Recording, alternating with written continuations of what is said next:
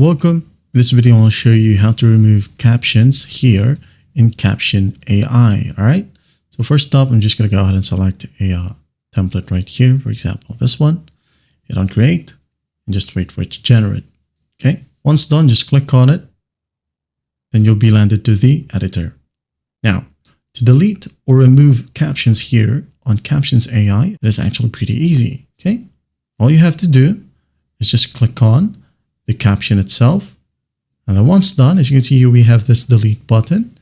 Just click on it and there will be a prompt delete phrase. This will permanently delete the selected phrase. You hit on delete and once done, it will be gone. Okay. In this video, I'll show you. Again, click, or you can go ahead and press the delete button on your keyboard if you're using the PC version. Okay. Delete, delete. And there you have it.